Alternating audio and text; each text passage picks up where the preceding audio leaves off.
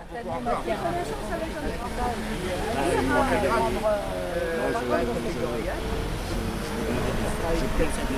faut regarder parce que pour certaines catégories, tu as l'obligation d'avoir au moins... déjà, merci pour les gars qui ont pris la peine de venir. Donc effectivement, nous on a voulu appeler à débrayer ce matin pour soutenir Sylvain. Parce qu'on considère que ce qu'il subit actuellement, c'est de l'acharnement. Alors de la part de la direction des services techniques, de toute la ligne hiérarchique. Sans rentrer dans le détail, bon, il s'est passé ce qui s'est passé il y a quelques mois de ça à l'éclairage public. Il y a eu une sanction disciplinaire qui n'est pas encore tombée officiellement, mais dans tous les cas, voilà, la procédure au conseil de discipline a été suivie, donc la sanction va tomber. Voilà. Nous, ce qu'on demande, et ce que tout le monde demande d'ailleurs, et Sylvain le premier, c'est de pouvoir reprendre une vie normale, une vie professionnelle normale, et puis voilà.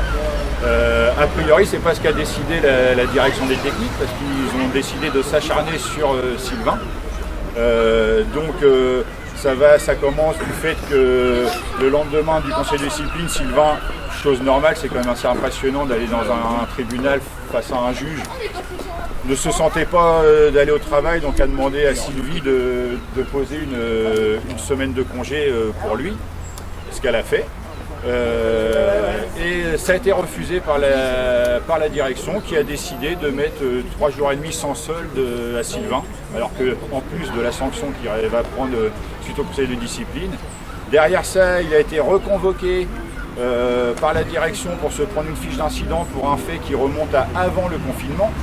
Et dans cette fiche d'incident, il demande le directeur à ce que Sylvain soit sanctionné à nouveau. Donc il vient de passer en conseil de discipline pour un autre fait et on réclame à ce qu'il soit sanctionné à nouveau. Donc là on estime vraiment c'est de l'acharnement. Et le dernier point, c'est qu'on réclame le retour de Sylvain dans son service, c'est normal, hein, il a pris sa sanction, il va la prendre incessamment. Donc voilà, la sanction étant posée, on reprend la vie professionnelle. Or non, jusqu'à présent on n'a pas de réponse ou pas de réponse claire pour savoir quand Sylvain va pouvoir réintégrer ses missions à l'éclairage public. Alors que dans le même temps, le deuxième agent qui était mis en cause dans l'affaire, lui vient d'être réintégré sans l'avis de personne, hormis de la direction des techniques. Donc nous, on dénonce l'acharnement, on estime que Sylvain il est victime d'acharnement, d'abus d'autorité, de discrimination et d'inéquité dans le traitement. Donc c'est pas fini parce que effectivement, a priori, alors on va pas affirmer de choses parce qu'il n'est pas question de porter des accusations ici, mais on s'inquiète en tout cas, on en a fait part aux élus, c'est que d'autres agents aussi commencent à subir, en tout cas un autre pour l'instant commence à subir un petit peu la même situation, c'est-à-dire qu'il a été convoqué, alors il a eu déjà son entrée dans la collectivité, bon, on parle de Rudy, hein, il a failli dégager, hein, on voulait le dégager toujours pour ces mêmes responsables hiérarchiques qui avaient décidé qu'il ne serait pas mis en stage à la fin de son contrat. On a intervenu la CGT, on a permis le fait qu'il soit mis en stage. Donc là, il est dans sa période de stage. Sa période de stage, il a vécu dans son premier semestre de stage une bagarre dans son service, la crise sanitaire. Voilà. Donc il n'a pas eu l'environnement idéal pour pouvoir avoir une année de stage qui se passe correctement. Donc il a été convoqué dernièrement, soi-disant, pour faire un bilan de mi-stage, qui n'a pas encore lieu du coup, et pour se prendre une fiche d'incident. Donc on l'a accompagné à 4 camarades de la CGT. On a eu la surprise de voir qu'en fait il y avait non pas une fiche d'incident, mais 2 fiches d'incident à l'encontre de Rudy. Donc dans la négociation, on a quand même resté 2 heures à négocier avec eux. Ils ont accepté d'enlever une fiche d'incident sur les 2. Seulement la fiche d'incident qu'ils laissent, ils demandent à ce qu'il y ait une sanction aussi à l'encontre de Rudy suite à cette fiche d'incident. Donc on trouve que c'est abusé, mais du coup, vu qu'ils acceptaient de reculer un petit peu, on s'est dit, et ils devaient nous redire jusqu'à hier soir s'ils acceptaient d'enlever la sanction demandée à l'encontre de Rudy. On n'a pas eu de nouvelles. Toujours est-il que moi, lors de cette réunion, je fais un message en RH pour demander d'avoir une copie des 2 fiches d'incident. Et en fait, au lieu de recevoir 2 fiches d'incident, j'en reçois 6. 6 fiches d'incident contre Rudy. Donc là, on trouve que ça commence à faire beaucoup. C'est ce qu'on a dit au directeur des services techniques, c'est pas lui le responsable des ressources humaines. La directrice des ressources humaines, elle est à l'hôtel de ville au premier étage. Lui, il est directeur des services techniques.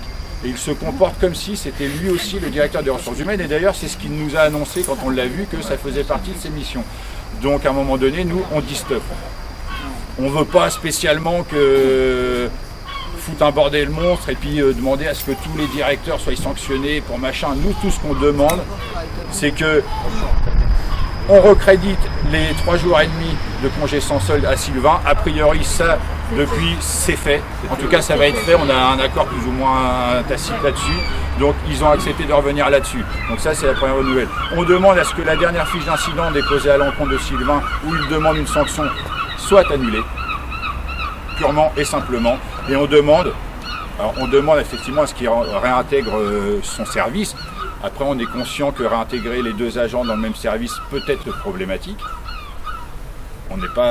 Mais on demande dans ce cas-là, on peut envisager de réintégrer les 2, mais dans ce cas-là, ce que nous on demande au niveau du CHSCT, c'est qu'il y ait un travail de médiation sur le long terme, qu'il soit fait avec des élus, avec des responsables hiérarchiques, avec des assistants de prévention, avec des représentants du CHSCT et si possible une psychologue du travail.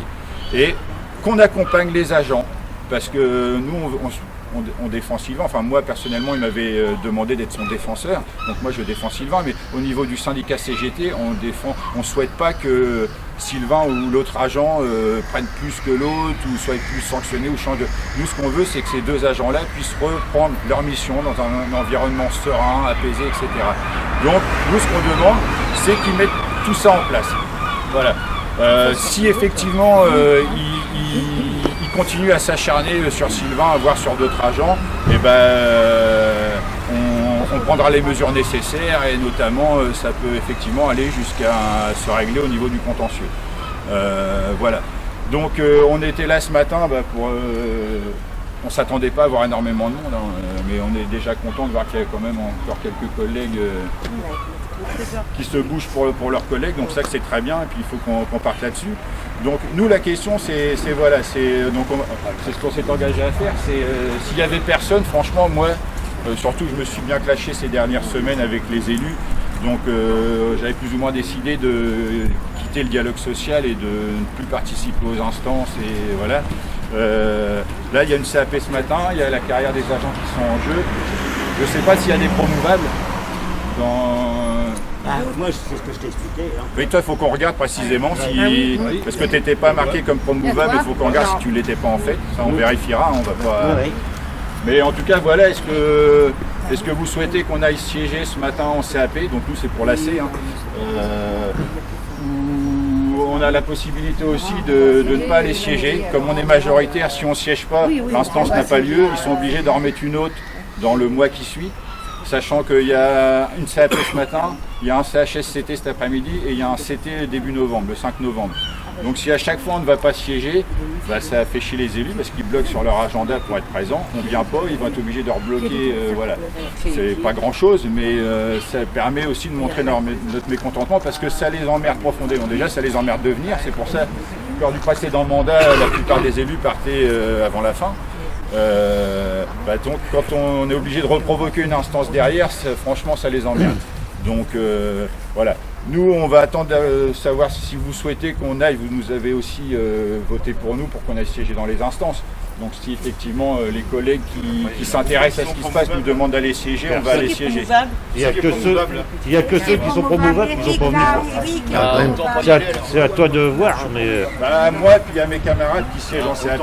Parce que ce qui nous embête, c'est qu'en CAPC, il y a les aides à domicile et on sait tous qu'elles en prennent plein la tronche, qu'elles sont exploitées. Et a priori, il y a beaucoup d'aides à domicile promouvables au grade supérieur. Voilà. C'est... Moi.